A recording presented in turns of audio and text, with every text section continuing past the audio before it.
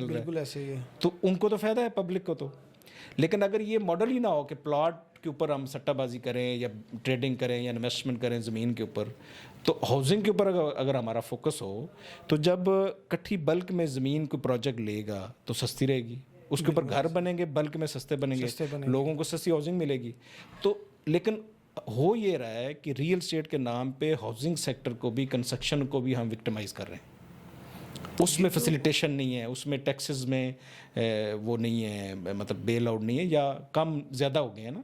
तो हालांकि उसके अंदर आप देखें कंस्ट्रक्शन में कितनी इंडस्ट्रीज़ इन्वॉल्व हैं, कितनी लेबर इन्वॉल्व है। अभी हम खुद करते हैं ना, तो हमारे पास 300, 350, 400 की लेबर रहती है, सिर्फ हमारी छोटी सी कंपनी है, उसके अंदर इतने लोग मजदूर काम कर रहे होते हैं। और दूसरा फिर ये कि ये रिक्वायर्ड भी है, क्योंकि हमारा देखें पॉपुलेशन का ब्लास्ट है अभी इस वक्त जो हमारी यूथ है, जिन्होंने शादियां करनी है, घर बनाने हैं, अल्लाह ने उनको औलादें देनी है, उनकी ज़रूरत है। 65% तो यूथ है। तो अभी आप देखो ना, लोग बेचारे घर नहीं बना पा रहे, नहीं बना, लोग एक कमरे का फ्लैट नहीं खरीद पा रहे हैं, सर जी रेंट पे नहीं ले पा रहे। सो हम समहाउ जब पूरे सेक्टर को आइसोलेशन में डिस्करेज कर रहे हैं या ये इस वक्त प्रॉब्लम में है, गवर्नमेंट इसको बेल आउट नहीं कर रही, तो इन अ वे हम लोगों को उनकी छतों से भी महरूम कर रहे हैं या उनको इस काबिल नहीं छोड़ा हुआ हमने कि वो बना सके। तो इसका जो पॉजिटिव डायमेंशन वो ये है कि कंस्ट्रक्शन और हाउसिंग होनी चाहिए। ये जो प्लॉटिंग और सट्टाबाजी है फाइलों की और ये वो, इसको रेगुलेट गवर्नमेंट को, ये नहीं होना चाहिए डेवलपमेंट हो। और इससे देखो ज़मीन ज़ाया होती है, आपका एग्रीकल्चर इफेक्ट होता है, आप कितने लाखों एकड़ ज़मीनें पड़ी रह जाती हैं और वो 50 सालों में भी प्लॉट फेल नहीं होते। लेकिन दूसरी साइड पे आप देखें कि अगर हाउसिंग प्रोजेक्ट हो, उसमें कुछ रेशो घरों की हो, कुछ अपार्टमेंट्स की हो, तो वो तो अगर आप 2-3 किलोमीटर मरबा में भी बनाएंगे तो सडनली बनेगा, सडनली ऑक्यूपाई हो जाएगा, सारी सर्विसेज देने वालों की भी सहूलत होगी। आप देखें ना, इलेक्ट्रिक वायर्स बिछनी है उसमें गैस, बिजली, पानी, तो वो थोड़े एरिया में ज़्यादा। वरना आप देखें ना, अभी फॉर एग्जांपल बड़ी सोसाइटीज़ का नाम ले लें आप, DH है, बैरिया है, टॉप सिटी है, दूसरी हैं मुमताज़ है, ब्लू वर्ल्ड देख लीजिए। उनके एक सेक्टर में जब 4 घर बनते हैं कोने में, सब सेक्टर में, वहाँ सारी सर्विस देनी पड़ती हैं। कितना वेस्टेज है वो रिसोर्स उस कॉलोनी के लिए भी और स्टेट के लिए भी। बिल्कुल। लेकिन अगर वो एक ही सेक्टर पूरा इकट्ठा बन जाए, बना के इकट्ठा डेवलप हो जाए, लोगों मिल जाए, तो वो एंड यूजर के लिए कितना सस्ता होगा। जब डेवलपर को सस्ता पड़ेगा, एंड यूजर को सस्ता पड़ेगा। ये हमारे यूजर्स को भी सोचना चाहिए फाइल लेते वक्त। नहीं, कई लोग तो मना करते हैं, लेकिन उसमें सर मैंने आज तक अपनी ज़िंदगी में एक फ़ाइल नहीं बेची। मैंने 2 खरीदी ज़रूर है और ख़रीद के मैं पछता रहा हूँ। नहीं, ये रेगुलेट होने की ज़रूरत है नेशनल लेवल पे। नेशनल लेवल पे इसको कौन रेगुलेट करेगा? स्टेट का कोई बंदा पेन लेना ही नहीं चाहता। नहीं, स्टेट का काम है। तो अभी आप पेन ले रहे हो ना सर, ये आप जैसे नौजवान सुन रहे हैं, दुनिया सुनेगी, कोई नहीं सुनेगा। नहीं, अभी सुनेंगे आप। ये ना मुझे डाले वाले उठा के ले जाए। नहीं, ये वाले सुनेंगे अभी आपको सब सुनेंगे, और ये हमें बोलना चाहिए। हमारे मुल्क में कुछ ये चीज़ें जो बिज़नेस की है ना, ये गलत मॉडल चल रहे हैं, ये रिवाइज होने चाहिए। बिल्कुल। और अवेयरनेस से ये होंगे इंशाल्लाह, आप फिक्र नहीं करें। मैं समझता हूँ कि चलें फाइलें इशू करे सोसाइटी, लेकिन जितनी उसके पास लैंड है उतनी लैंड की फाइलें इशू करे। अच्छा, GT रोड पे एक सोसाइटी जब लॉन्च हुई, जैसे आप कह रहे हो, तो आपको पता है बैंकों से अरबों रुपए जो है विड्रॉ कराए गए। बिल्कुल। तो पूरा एरिया जो है बेचारे, उनकी जमा पूंजियाँ जो थी सेविंग लग गई उस पर, और वो गायब हो गए फिर बाद में। अब उनके पास यही जो आपने जैसे कहा है, ज़मीन थोड़ी थी, बेची ज़्यादा उन्होंने, तो कोई रेगुलेशन नहीं थी, किसी ने चेक नहीं किया स्टेट ने। अच्छा, दूसरी साइड पे इसमें जो हाउसिंग में फ़ायदा है ना, मैं आपको बताना चाह रहा हूँ कि दुबई में मॉडल ये है, वहाँ भी ये मसले होते थे। तो दुबई में अपना स्टेट का जॉइंट अकाउंट होता है बिल्डर के साथ, डेवलपर के साथ, सारे पैसे उधर जाते हैं और वो मॉनिटर करते हैं कि ये प्रोजेक्ट बन रहा है, ताकि उसमें ये ना हो कि प्री मैच्योर आप विड्रॉ करा लें और प्रोजेक्ट डेवलप ना करें। यही होता है ना कि आप पैसे याशी करने लग जाते हैं, पैसे याशी या कहीं और, तो वो ना दे मेक श्योर कि जो बुकिंग वाले पैसे हैं वो जब तक प्रोजेक्ट डेवलप ना हो, कंपनियां प्रॉफिट ना लेके जाएं। बिल्कुल ऐसे ही। तो ये रेगुलेशन कोई भी स्टेट बना सकती है, हमारी स्टेट भी बना सकती है। अभी भी आपको पता है, आपके नॉलेज के लिए, ये सारी सोसाइटीज़ की ज़मीन और गारंटी कमिश्नर ऑफिस में होती है, लेकिन उसको जो उनकी ज़िम्मेदारी है, जो उन्होंने फीसें ली हुई हैं, जो स्टेट के अदारों की है, जो म्यूनसिपैलिटीज़ हैं, जो डिस्ट्रिक्ट गवर्नमेंट है, वो सही मानों में उसको रेगुलेट नहीं करते। सर कोई जिम्मेदारी लेना चाहता नहीं है ना, मिल जाते हैं ना सर, आपस में इंटरेस्ट मिल जाते हैं। तो इसलिए हमें ऑन अदर हैंड जो हमने असल बात शुरू की, अभी टाइम है। जब कोई भी प्रोडक्ट जो है, कोई भी स्टॉक लो होता है ना, اس کے ریٹس باٹم ٹچ ہوتے ہیں, بالکل ایسے ہی. That is time to invest. So جو پھر بھی دیکھو میں اور آپ اوور نائٹ تو یہ سسٹم نہیں چینج کر سکتے نا, لیکن جو ایگزسٹنگ سسٹم ہے اس میں ابھی this is the ideal time to by.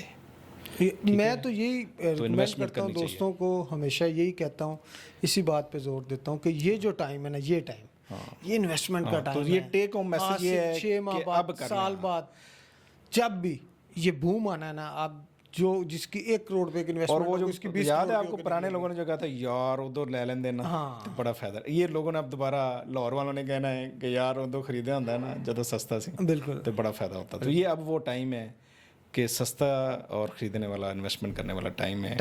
تو ابھی لیکن لوگوں میں ایک بے چینی ہے نا, ہمارا ایک المیہ یہ بھی ہے سوسائٹی کا کہ جو چیز اوپر جا رہی ہوتی ہے نا, ہمیشہ اس کی طرف بھاگے ہیں. لیکن ایکچوئل فیکٹس جو کہتے ہیں نا, جب چیز اوپر جا رہی ہے اس کو چھوڑ کے جو نیچے پڑی ہے اس یہ کو اویئرنیس کا ایشو ہے نا, اور دوسرا یہ کہ پھر جرت کا ایشو ہے. ہمیشہ جب چیزیں پریشر میں ہونا تو اس وقت دلیری چاہیے ہوتی. تو آپ دیکھو نا, جو کماتا ہے اس کو ہم کیا کہتے ہیں کہ یار بڑا دلیر بندہ تھا, اس نے یہ فیصلہ لے لیا. بالکل ایسے ہی ہے. سو ابھی دلیری اور بولڈنیس چاہیے. جو اب ڈیسیژن لے گا اس کو فائدہ ہوگا, جو لیٹ ڈیسیژن لے گا پھر تو اس کو اتنا فائدہ ہوگا. اس کے بارے میں آپ کا کیا خیال ہے؟ اگر ہم ہاؤسنگ ماڈل ایک طرف اور دوسری طرف ہائی رائز ماڈل ہو, آپ کس کو ریکمینڈ کریں گے؟ ہاؤسنگ ماڈل کو ریکمینڈ کریں گے, ہائی رائز ماڈل کو؟ نہیں, دونوں ضروری ہیں. دیکھو ایک کمبینیشن ہے نا.